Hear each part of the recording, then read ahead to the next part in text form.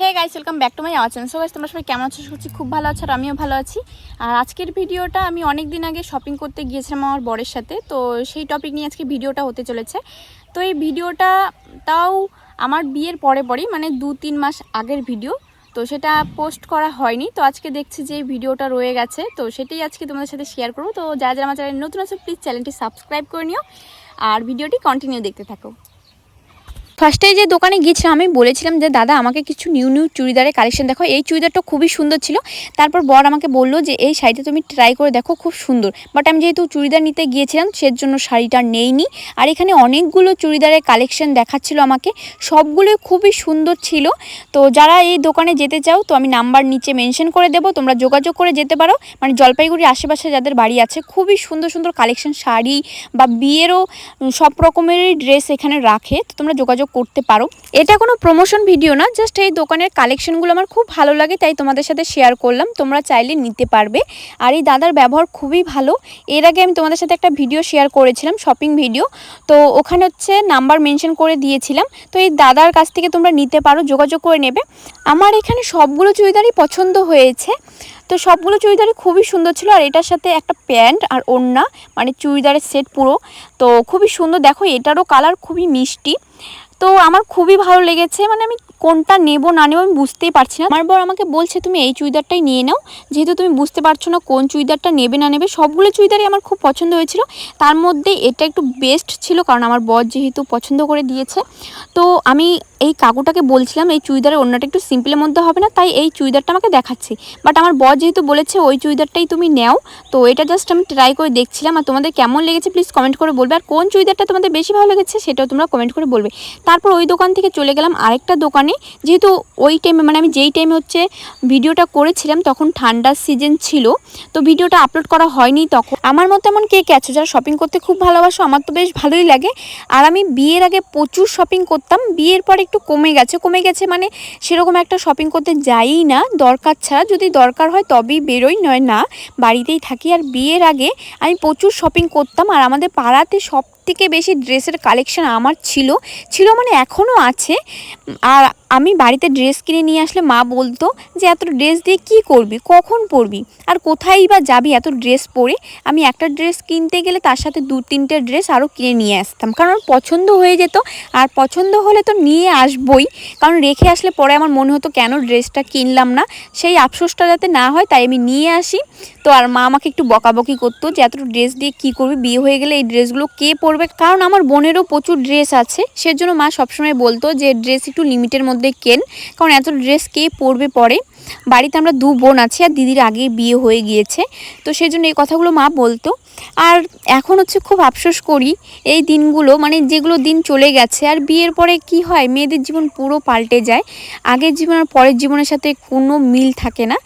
বিয়ের আগে যেমন মাকে বললাম যে মা একটু এখানে ঘুরতে যাব, ফট করে বেরিয়ে গেলাম, বাট বিয়ের পরে সেই জিনিসটা হয় না, কারণ সবার পারমিশন নিয়ে তারপর যেতে হয়। আমার বর যেমন সেরকম একটা বাধা দেয় না, বলে যাও ঘুরে আসো, বাট তবুও বিয়ের পর সেই জিনিসটা থাকে না, পুরো চেঞ্জ হয়ে যায়। আমার ক্ষেত্রে না, সবার ক্ষেত্রে এরকম হয়। তো যাই হোক, মানিয়ে নিয়ে চলতে হয় যেহেতু মেয়ে। তো এখানে আমি অনেকগুলো মানে সোয়েটারের কালেকশন নিয়ে নিয়েছি, যেগুলো ভালো লাগবে সেটা নিয়ে নেব। তো এখানে আরও সোয়েটার নিয়ে নিচ্ছিলাম, অনেকগুলো সোয়েটারের কালেকশন নিয়ে নিয়েছি, সবগুলো ট্রাই করে দেখছিলাম। আর এই সোয়েটারটা কেমন লেগেছে প্লিজ কমেন্ট করে বলবে। আর তোমরা কমেন্ট করতে ভুলে যাও কেন জানি না, আমার কমেন্ট করতে খুবই ভালো লাগে, তোমরা প্লিজ কমেন্ট করবে। আর সবগুলো কমেন্টের আমি চেষ্টা করবো রিপ্লাই দেওয়ার। তো কোন সোয়েটারটা তোমাদের বেশি ভালো লেগেছে প্লিজ কমেন্ট করে বলো কিন্তু। তো এক এক করে সবগুলোই ট্রাই করে দেখছিলাম। আর আমার বর হচ্ছে ক্যামেরা ধরেছিল, বলছিল দেখো কোনটা ভালো লাগে, ও যেটা বলবে যে ভালো লাগছে আমি সেটাই নেব, তাই ওকে ট্রাই করে দেখাচ্ছিলাম যে কোনটা ভালো লাগে বলবে কিন্তু। তো সবগুলো সোয়েটারই খুব সুন্দর ছিল, ভালো ছিল না এটা না। তো এই সোয়েটারটাও খুব সুন্দর ছিল, তো এই সোয়েটারটা আমার বরের খুব পছন্দ হয়েছে, এটা নিয়েছি। আর ফার্স্টে যে সোয়েটারটা পরেছিলাম সেটা নিয়েছি, মানে 2টো সোয়েটার নিয়েছি। তো তোমরা যারা আমার ভিডিও কন্টিনিউ দেখা তারা তো বুঝতেই পারবে। তারপর চলে গেলাম একটা সোনার দোকানে। বিয়ের আগে এই দোকান থেকে একটা আংটি নিয়েছিলাম বিয়ের দিনের জন্য, মানে বিয়েতে পরবো, বাট এমন অবস্থা হয়েছে সেদিনই আমার আংটি হাতে সমস্যা হয়েছিল, বাট পরতে পারিনি। যাই হোক, সেটা নিয়ে গিয়েছিলাম। তারপর চলে গেলাম একটা জুতার দোকানে। আমার শ্বশুর বাড়িতে আমার সেরকম একটা জুতো ছিল না। আমি আমার বাপের বাড়ি থেকে এক জোড়া চপ্পল নিয়ে গিয়েছিলাম, যেটা বাড়িতে পরার জন্য সব সময়। আর বিয়েতে যে জুতো পরে বিয়ে করেছিলাম সেটাই ছিল, তো সেটা পরে মানে যেখানে যাওয়ার দরকার ছিল সেখানে যেতাম। তো আমার বর বলছিল তোমার জুতো নেই, তুমি একটা নিয়ে নাও এখান থেকে, আর ঘরে পরার জন্য একটা জুতো নিয়ে নেবে। মানে ঠান্ডা সিজন যেহেতু চলছিল আর মেঝেটা পাকা, তো আমার ঠান্ডা লেগে যায় অল্পতেই, সেজন্য। তো এখানে অনেকগুলো জুতো আমি ট্রাই করে দেখছিলাম, বাট আমার বরের এই চকলেট কালারের জুতোটা বেশ পছন্দ হয়েছে। তো ওর পছন্দ মানে আমার পছন্দ। তারপর আমার আর অন্য জুতো পছন্দ হচ্ছিলই না, তাও এই দাদাটা বারবার দেখাচ্ছিল যে এটা দেখো, এটা ট্রাই করে দেখতে পারো। বাট আমার এটাই বেশি ভালো লেগেছে, এটা একটু ট্রাই করে দেখলাম, তোমাদের কেমন লেগেছে বলো। তারপর চলে গেলাম একটা কসমেটিকের দোকানে, আর এখান থেকে আমার লিকুইড সিঁদুর নেওয়ার আছে আর ক্লিপ নেব, দেখি কি কি নেই। তো তোমরা ভিডিওটি কন্টিনিউ দেখতে থাকো। তো এখানে ক্লিপ খুঁজছি, বাট আমার কিছুতেই পছন্দ হচ্ছিল না। আর যেহেতু আমি সবসময় শ্বশুরবাড়িতে খোপা করি, সেজন্য সেরকম টাইপের একটা ক্লিপ খুঁজছিলাম, কালো দেখে একটা ক্লিপ নিয়ে নিয়েছি। আর সময় নষ্ট করি, কারণ অনেকটা রাতও হয়ে যাচ্ছিলো সেজন্য।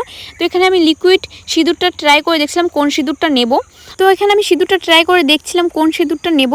তো এখানে দেখো কত সুন্দর সুন্দর নেল পলিশ, আর এখান থেকে আমি একটা নেল পলিশ নিয়েছিলাম, একটা লিকুইড সিঁদুর নিয়েছি, আর ক্লিপ নিয়েছি, আর একটা হচ্ছে টিপের পাতা নিয়েছিলাম, বাট সেগুলো ভিডিও করা হয়নি, তাই তোমাদেরকে বলে দিলাম। তো যাই হোক, তো বাড়িতে আসার সময় একটা জুতোর দোকান পড়ে, যেটা সবসময় চোখে পড়ে, মানে চোখে লাগে এই দোকানটা, যে একটু ঢুকি বা দেখি জুতোর কালেকশন। তো তোমরা জলপাইগুড়িতে আশেপাশে যারা থাকো, এই দোকানটা কোন জায়গায় তোমরা চিনতে পারছো না, প্লিজ কমেন্ট করে বলো। তো এই দোকানটা সবসময় হচ্ছে মানে যাতায়াত করার সময় চোখে পড়ে। আর একবার হলো এই দোকানে ঢুকি, দেখি জুতোর কালেকশন, পছন্দ হলে নেই, আর পছন্দ না হলে নেই না। তো যাই হোক, দূর থেকে তো সব জিনিসই ভালো লাগে। তারপর আমি এই দাদাটাকে বলছিলাম যে আমাকে কিছু মানে নর্মাল টাইপের জুতো দেখাও বাড়িতে পরার জন্য। তো এখানে আমি তাও ট্রাই করে দেখছিলাম যদি কোনো জুতো পছন্দ হয়ে যায়। এখানে প্রচুর জুতো ছিল, তাও আমি আমার কেন জানি পছন্দ হচ্ছিল না, কারণ কালেকশন যদি প্রচুর তোমার চোখের সামনে থাকে না, তুমি কোনটা নেবে না নেবে বুঝতে পারবে না।